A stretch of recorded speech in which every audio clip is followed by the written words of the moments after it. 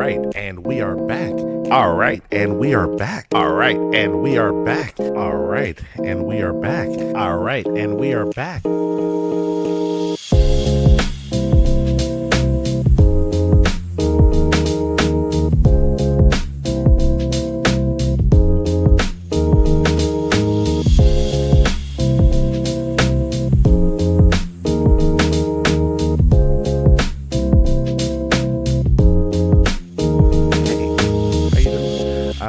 Welcome. All right, and we are back. And today we're back with another reaction video from our good buddy Biblaridion. I believe I'm saying this right. Biblaridion. I'm saying one of those right. We're gonna go with it. And yeah, we're back with another one. This is episode 3 out of the series, and this time we're gonna be learning about classistics and what is this? Cladistics and Ecology. So I imagine this is going to be like going over the different classes that are available for, you know, how they do like the classes and everything for the different animals and species. And then the ecology, like the landscape of the world that they're living in. So these are just my assumptions based off the words that are presented to me. Whether I'm wrong or right will be determined within the next few moments in the video. Don't get at me because I don't know what a classic is. Classic. I made my guess already, people. So with that being said, I do want to make sure you guys like, comment, and subscribe to the channel. You never know what I'm going to put out next. Also, if for some strange reason you're over here watching this video and you haven't subscribed to Biblaridion, maybe you don't know how to pronounce it properly. That might be the big disconnect, but I am here. The link will be in the description below. You don't have to rely on your ability to pronounce or spell the name of the channel. You can rely on me to provide you the link to the channel because I already know how to spell it. I just don't know how to pronounce it. Okay? Maybe I'll put this in Google one day. I'll put the name of it in Google and be like, pronounce this for me, Google. Please pronounce this, Googletron. So yeah. But yeah, guys, with that being said, please go ahead and subscribe to Biblaridion. Once again, link will be in the description below. And with that being said, I just have one last thing to say. It's literally, I rarely bring this up, but I gotta try to mention it this time. That is that if you guys don't like, comment, and subscribe, more importantly, subscribe, YouTube will come through that door right over there, and they will. Alien Biospheres, Part 3, Cladistics and Ecology.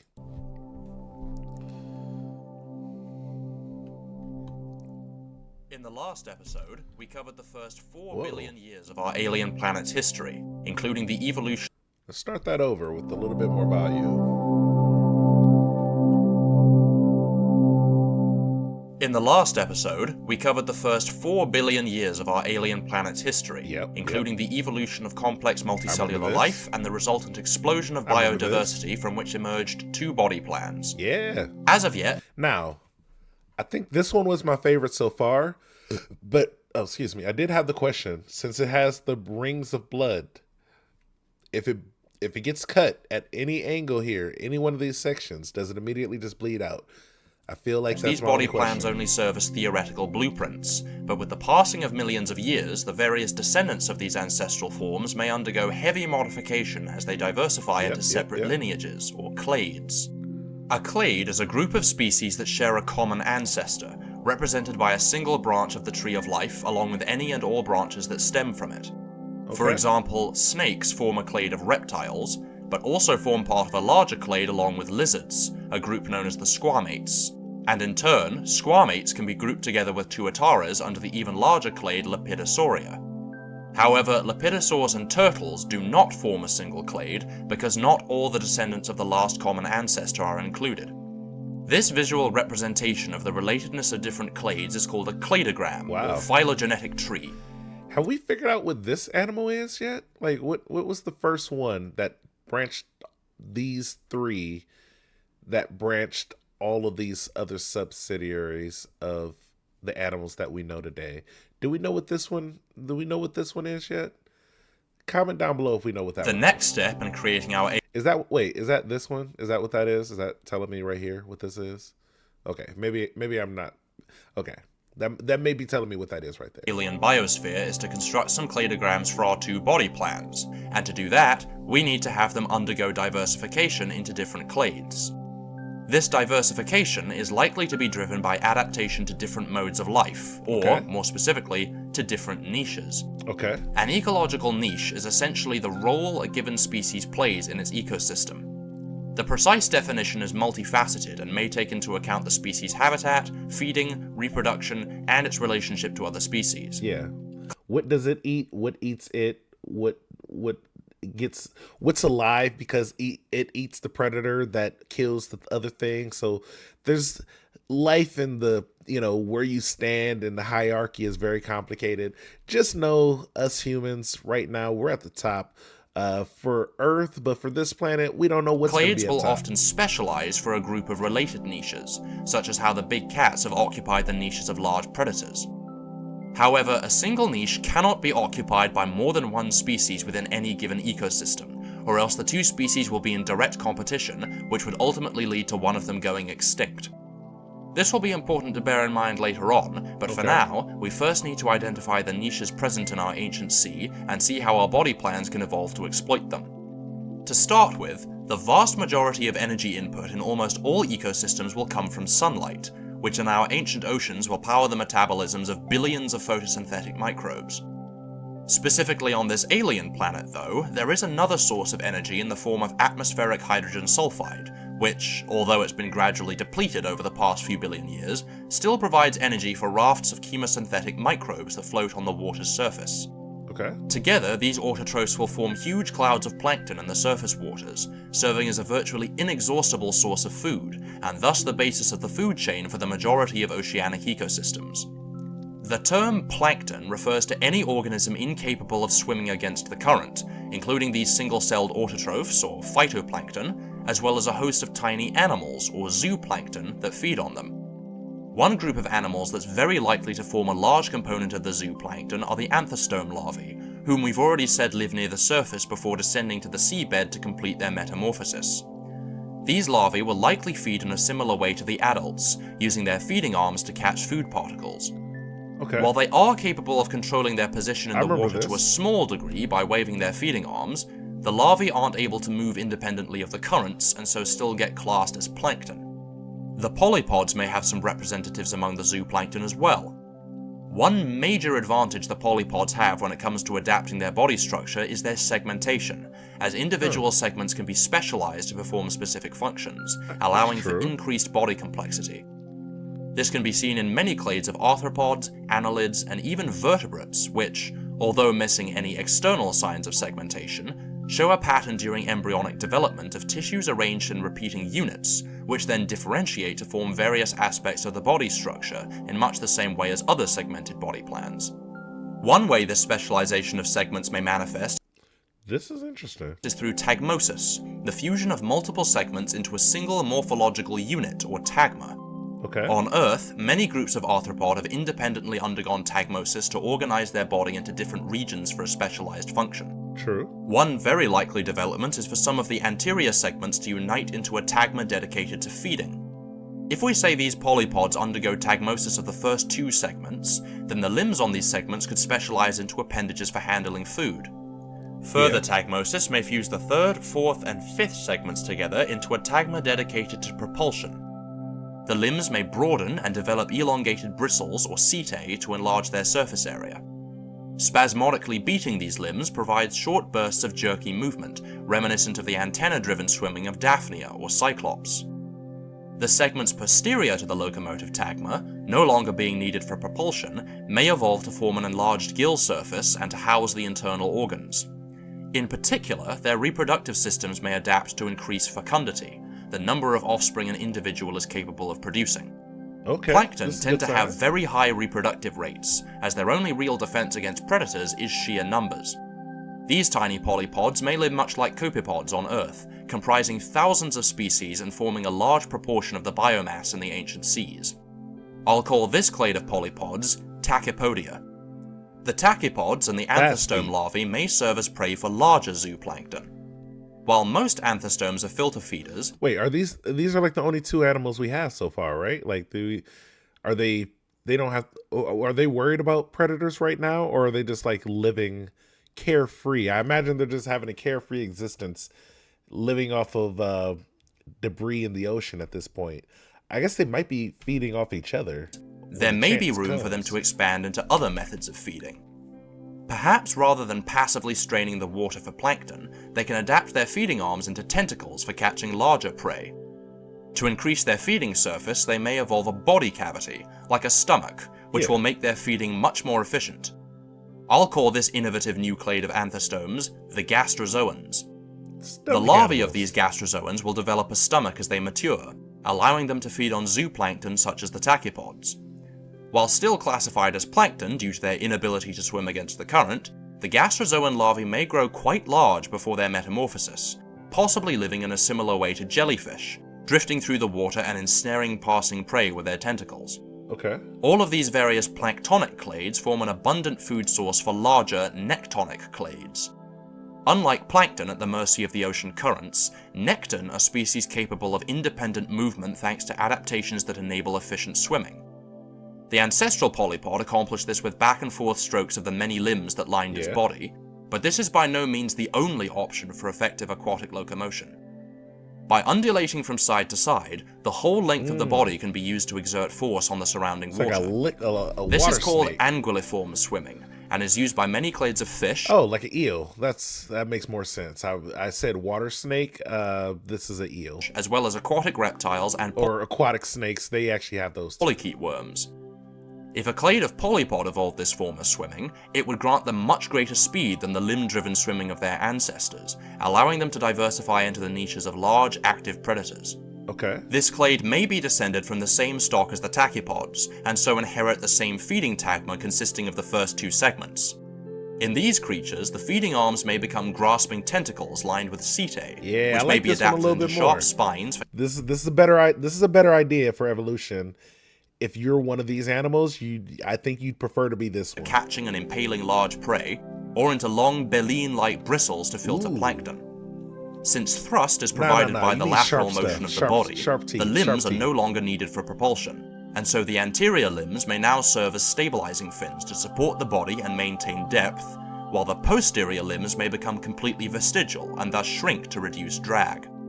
And as this clade further specializes for fast swimming, the final segment may evolve a fin to increase the volume of water displaced by the tail's movement, and therefore provide greater leverage against the water, allowing for the evolution of more specialized forms of swimming, such as carangiform or thunniform swimming, in which the central mass of the body is kept mostly stationary, while the propulsive force is provided solely by the movement. This is crazy because I didn't know the fish had this, like, different variations of swimming. I kind of figured they all did the same stuff, but this makes a lot of sense. Shout outs to nature and animals, evolution in general. Shout out to all of it encompassingly. Obviously I have a more like religious background. I do believe in a higher power. Shout out to the higher power for creating all this and making it a possibility.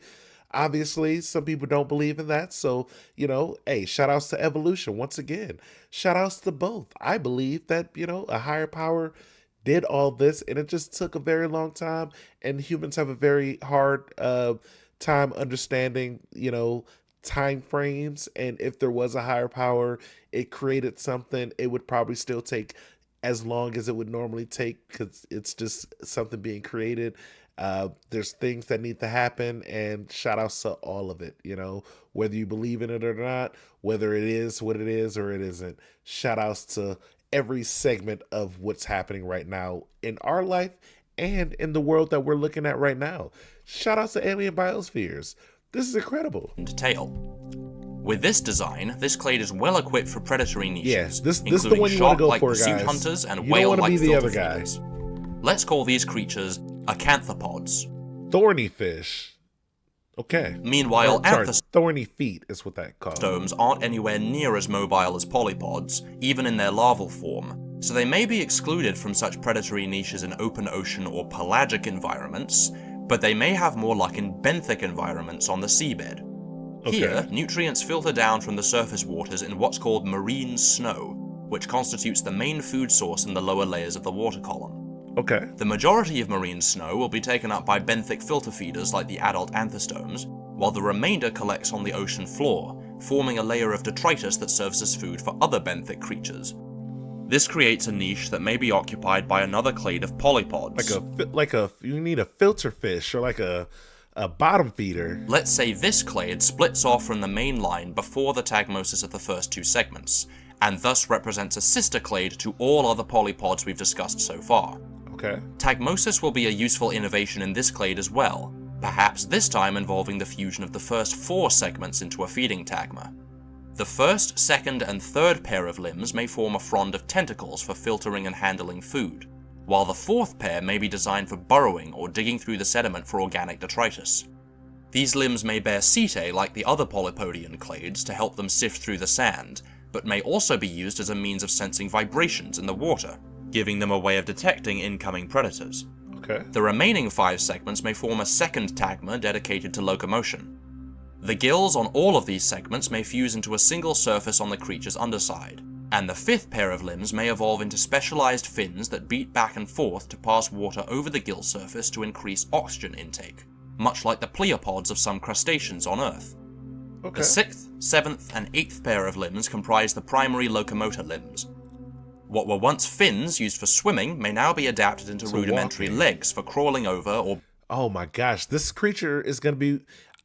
Okay, follow me here, guys. I feel like this creature may be evolving into one of the creatures that eventually steps onto land. I don't know when it's going to happen, but he's got legs. I'm going with my boy. Hey, this guy's going to be the GOAT in the future. His evolutionary line, they're going to be the ones. Watch out for this guy. What do they call it? This is like the dark horse. He might win the championship right here. Burrowing through the substrate.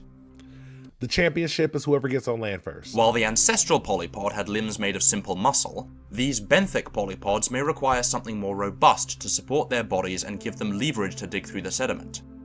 The limbs of the ancestral polypod likely evolved from extensions of the gill surface, and so the base of the limb may occur very close to the hemocoel, since oxygen needs to be able to diffuse through the gills directly into the blood.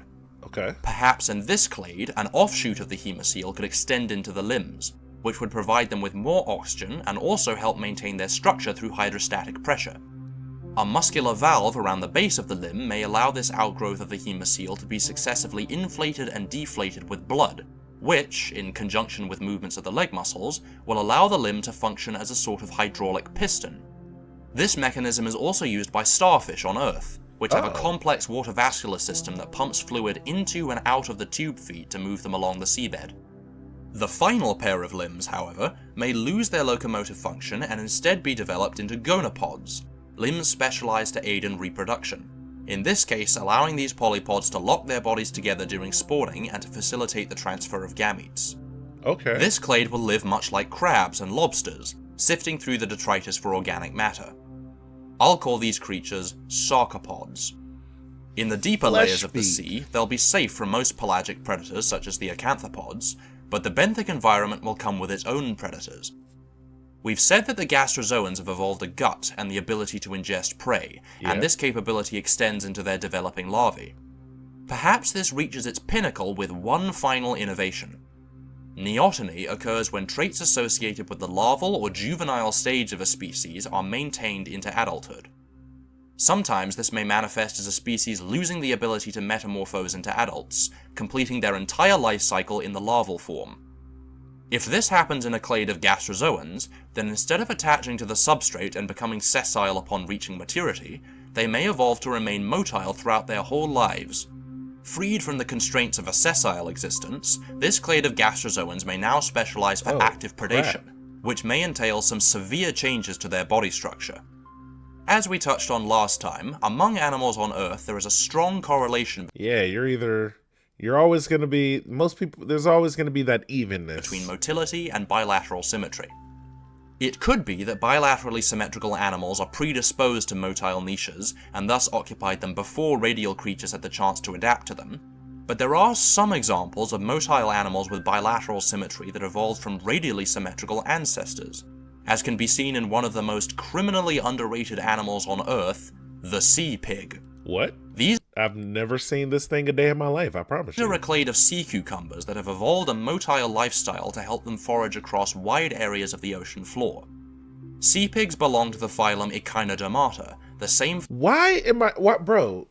Hey, shout outs to Biblaridion here. Bro, why are you telling me about all these animals I never knew about? Where were you when I needed you in like grade school before YouTube was a thing? You know, unfortunately, I'm older, so I was born in the 90s. Look at me. I was born before 2003, aka when YouTube was created or whenever that was. So, where were you, Biblaridion? Where were you then? Why don't you write a book and throw it in the time machine and put it into my class specifically so I can learn all this stuff, but also make it interesting? Because I probably would have learned this stuff and then not been as interested as a kid, but now I'm super interested. Where were Phylum you? is starfish, which means the sea pig's ancestors exhibited radial symmetry, but as they evolved to become more motile, they secondarily evolved bilateral symmetry. Okay. This provides some evidence that bilateral symmetry will be favored. I've never seen this thing in my life. Like, I promise you, they don't talk about the sea pig enough because I've never ever seen one of these. If I saw one, I would have thought it was an alien. If you put this on TikTok right now, people would be like, "Oh my god, alien creature found." No, it was a thing we all knew about, but nobody told us about. In motile animals, even if they descend from a radial ancestor, so the same thing may occur in our neotenous gastrozoans. When they first evolve lifelong motility, they may propel themselves with wafts of their tentacles, or by dragging their bodies along the seafloor like octopuses or brittle stars. Eventually, cephalization may kick in and a single direction of movement may develop, around which a plane of symmetry may form. As discussed last time, it's likely the mouth will form the front end of the animal for efficient feeding, and consequently the arms surrounding the mouth will move forward as well. In the ancestral anthostomes, these arms serve many purposes, including respiration, feeding, and sensing the environment. Yeah, those were the Upon eyes evolving were. bilateral symmetry, these limbs may become individually specialized for specific functions. Some of the limbs may become sensory stalks that let the animal detect and zero in on prey, equipped with eyes and a series of vibration-sensitive setae. These organs are especially delicate and would pose a huge threat to the animal's survival if lost or damaged, so the ancestral condition of being able to retract these limbs may come in handy, in much the same way that snails are capable of retracting their eye stalks. Other limbs may become specialized gills with an enlarged surface area to increase oxygen uptake. Like in the polypods, these gills may contain an extension of a hemocoel, and muscular contractions within the base of the limbs may pump blood between the gills and the rest of the body. Meanwhile, still other limbs may become feeding arms to force prey into the muscular mouth. These limbs may evolve sharp hooks or teeth to help grip prey and masticate it before ingestion. Ooh. Note that because their digestive system evolves... Yo, this is when things are about to start getting really wild, because now we have actual, like, these are real predators right here. This thing can see and grab you. It can swim towards you on its own, with its own volition. It can see you, it can track you, it can eat you. It may not have full plans on how to do it yet, but it can do those things. This is a real life predator. We have our first real threat in this world right from now. A single cavity formed incredible. From the feeding surface. These creatures won't have a through gut like the polypods, where food is ingested at one end of the animal and waste is expelled at the other. Instead, food is digested in the stomach and then waste is regurgitated back out of the mouth, similar to some flatworms and jellyfish on Earth. The remaining limbs may be used for locomotion, beginning as simple tentacles that drag the creature along the seabed, but then eventually evolving into more efficient feet, or flippers. While they never become fully sessile, they may still develop the same mineralized armor that the adults do, still serving as defense against larger predators. However, this armor will still at least partially restrict their movement, so they'll likely be outcompeted for the niches of pelagic predators by the acanthopods.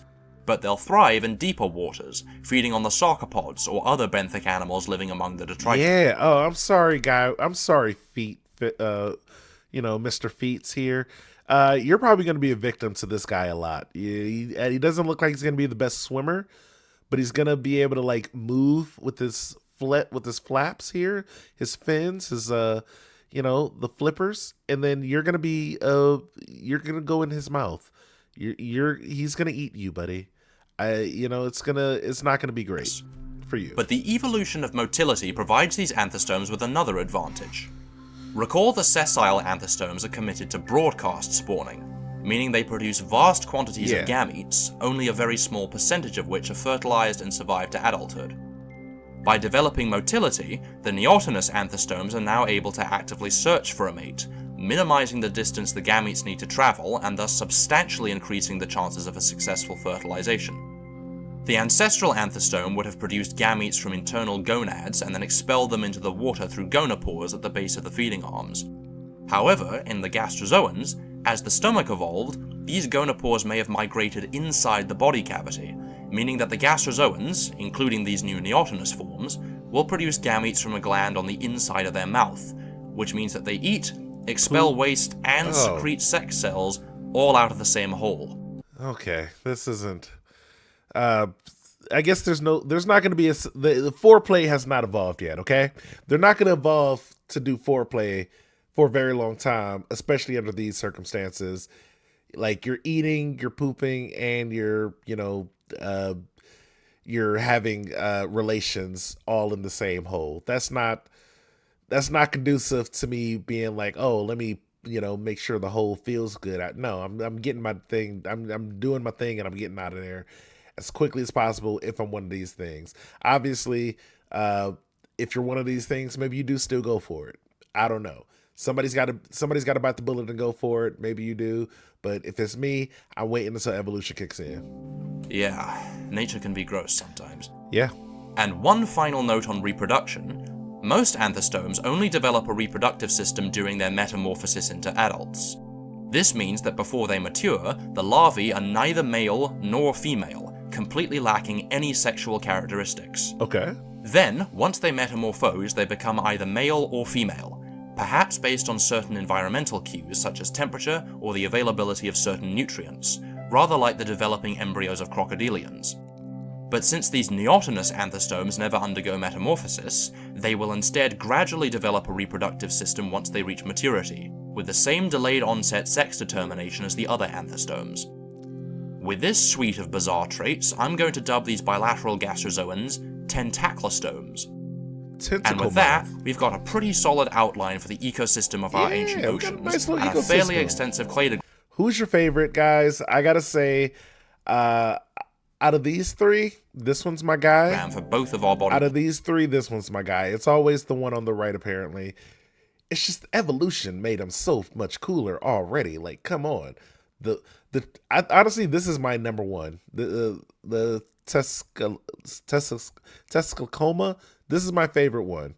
This is the GOAT. This is gonna be the greatest. But obviously, the other guy, his lineage will create land animals. His lineage, they're gonna dominate the seas. I don't know. I feel like some great things are coming out of this guy. Keep in mind, of course, that evolution on this scale takes millions of generations. Yes. And for every clade we've developed, there are likely to be innumerable intermediary forms, as well as many other clades that have either gone extinct or simply aren't included for clarity. True. This will represent our ancient ocean's ecosystem for the first 100 million years or so following the emergence of the two body plans. However, while the oceans are brimming with life, there's still one habitat yet to be colonized. In the next episode, we'll see how the descendants of these marine creatures haul themselves out of the sea and take up residence on dry land. Okay. Yo, shout outs to Biblaridion. I think I'm saying it right this time. I'm going with it. Shout outs to the channel, everyone who helps out with this. This is actually incredible content. Shout outs to the people who are still asking, for more of these. I wasn't sure how well this specific thing was going to do on the channel, but hey, I enjoy it and you guys enjoy it. We are all enjoying this. I'm learning a lot. You guys probably already know this stuff. If you're part of my audience, you're probably already super smart. You guys are like the smartest people. That's why you all subscribe to me, because you're like, oh my gosh, I'm smart. Let me subscribe to this smart guy. This guy looks this guy looks like he knows what he's talking about. That's my interpretation of you guys. So yeah, then it just all works well. I can't wait to see what happens when the animal that I know is going to make it to the land and their ancestors are going to make it to the land. I already told you that feet guy, he's going to do some great things. This is the time. Now, question, will they evolve into a human like creature? And if so, will that one be as successful as us?